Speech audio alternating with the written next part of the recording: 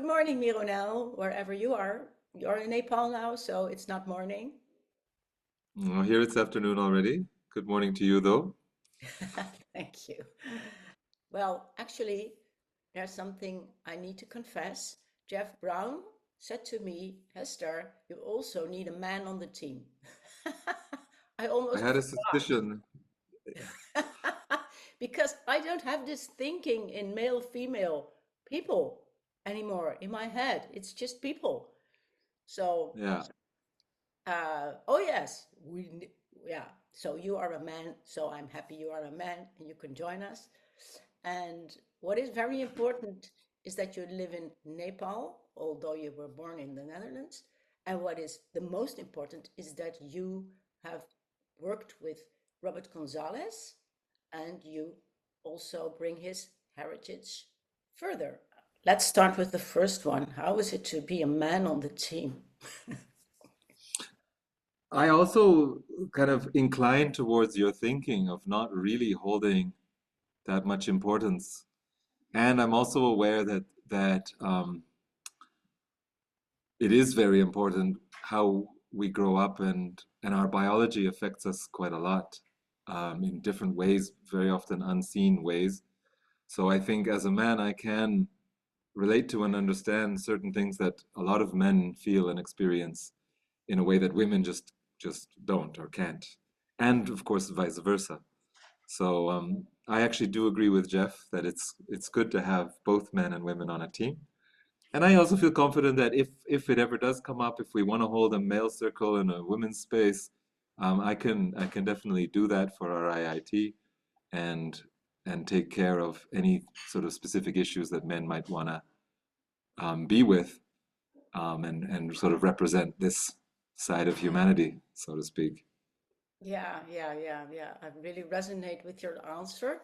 IIT, we had one third of male participants, which is quite high in the NVC world. And I am very, very happy if there are more men because that gives me hope.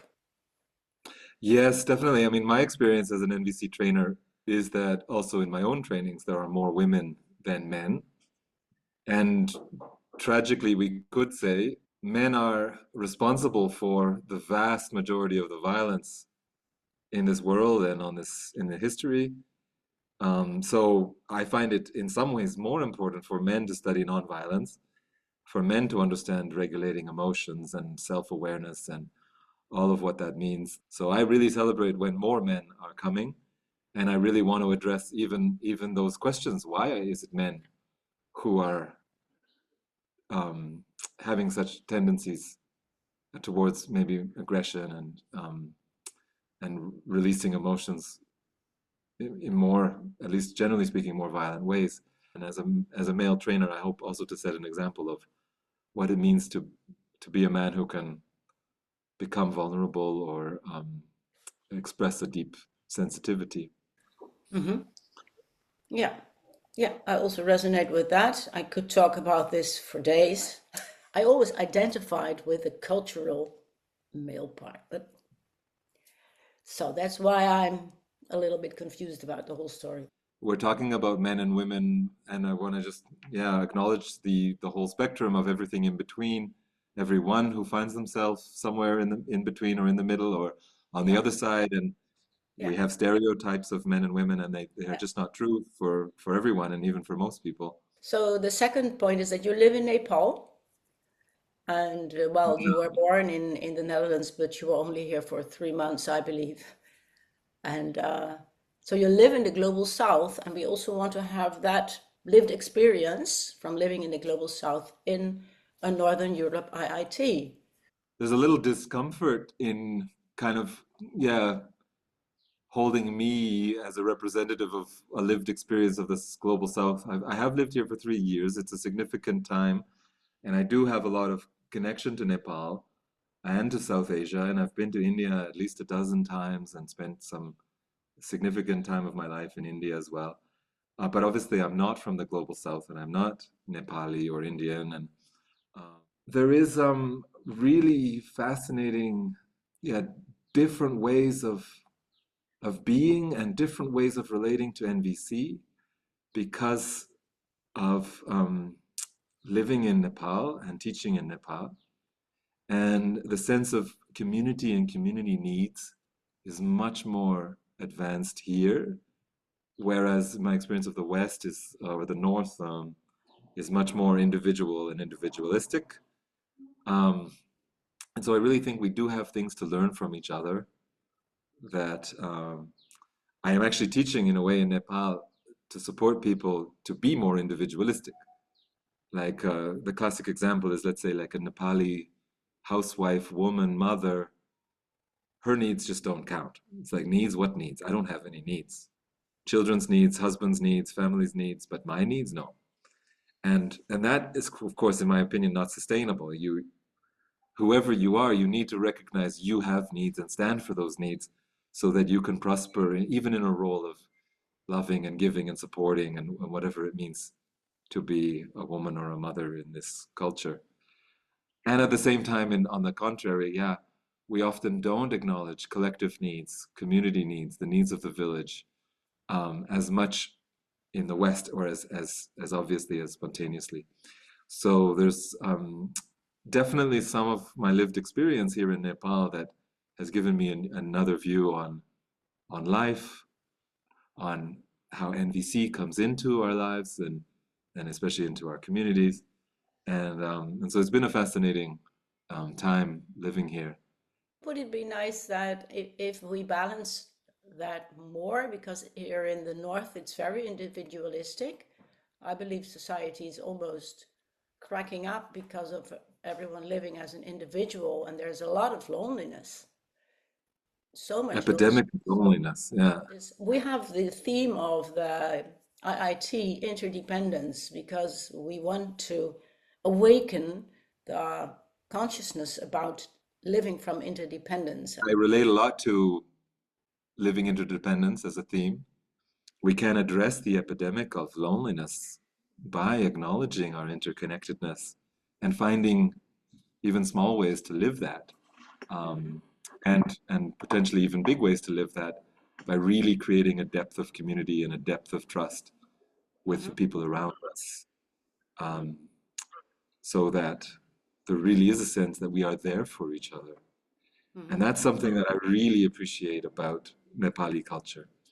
There's a sense that generally speaking, and of course there's always going to be people who get left behind or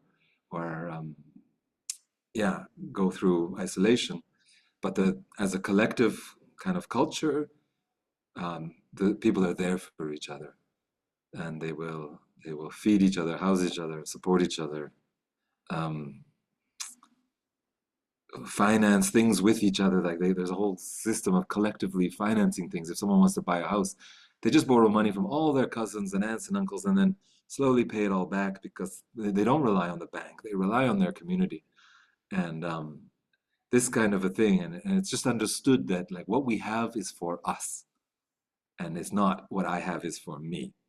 Yeah, Um, and that's something really, really touching and yeah, beautiful. yeah. And also that brings us, I guess, to the third part I wanted to talk with you about because Marshall Rosenberg also added some wisdom from Buddhism in his philosophy. I call it a philosophy, and that is this holistic view. And that is something that Robert Gonzalez deepened, more enriched. And you have Yeah, worked a lot with Robert Gonzalez, and we're very much inspired by him. And indeed. yeah, Yeah, and I think Robert Gonzalez, in a way, kind of made very explicit and very accessible what Marshall had as implicit and the underlying foundations of nonviolent communication. So I would say um, a dimension, for example, like self-responsibility. If my feeling is a messenger of my need, then my feelings are my own because my needs are reflections of the values and longings that I hold. And my needs, no one gave me my needs except you could say life itself. Because I'm alive, I have needs. And because I have needs, I have these feelings and they're all my own. So that's let's say very much a part of nonviolent communication in its original form. And then in Living Compassion, the work of Robert Gonzalez he made it very explicit. How do I really make the deep shift in my consciousness so that self-responsibility is my lived reality and I'm not blaming others for my experience? I'm not projecting on others. I wish you would be different. I wish you had done different. I wish you would say different so that I could feel different.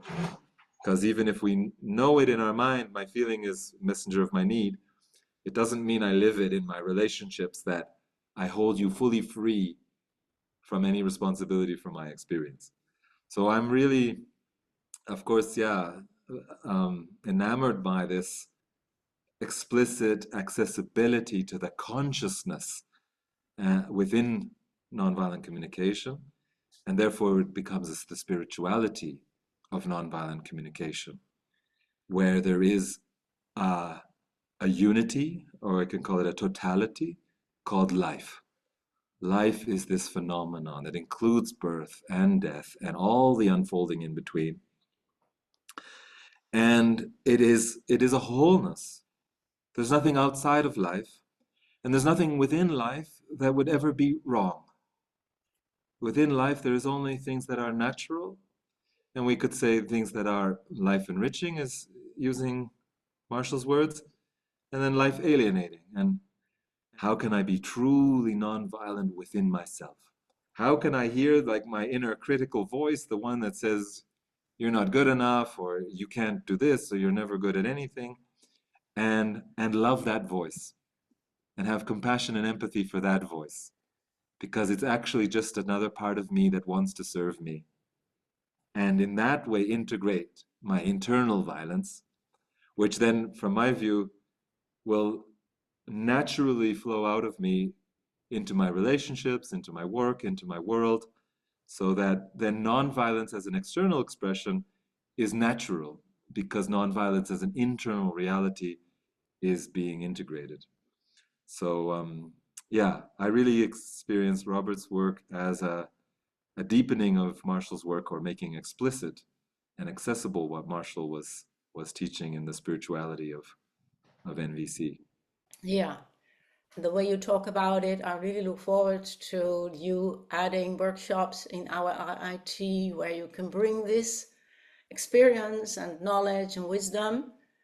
But is there something specific you like about going to the IIT in the Netherlands, apart from being born here? I mean, yeah, being born there is definitely an element for me. There's definitely a return to the roots that is special for me in a full circle.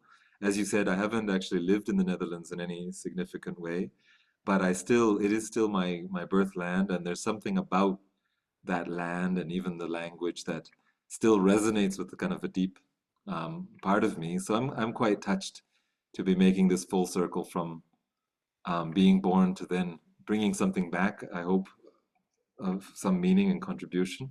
So something else that's important to me is what like the street giraffe or the natural language. Because I've heard people saying, yeah, NVC is not that good because it's so formulaic, or you do it in your mind. And I always get sad when I hear people having had that experience, because it can start with, of course, let's say needs lists and vocabulary, but those are just arrows and pointers to point towards the lived reality of where does meaning show up in your being? How does things matter to you? How do things matter to you? Um, and once that becomes an actual lived consciousness, then there's no needs for vocabulary or for formula. So I really want to also support people in moving beyond what I call the training wheels of the I feel because I need, into the lived experience of like, well, yeah, the feeling is there because that's what matters to me. That because I'm finding it so important, Mhm. these qualities of life. I love the expression lived consciousness. So Yeah, Mironel, I really look forward to meet you in person and have this IIT together. I really trust that we can create a memorable IIT. I'm really happy I'm for you. also sure about that. Yeah. Okay, is there something else you want to add? No, I feel complete. Thank you so much. Happy to talk to you now.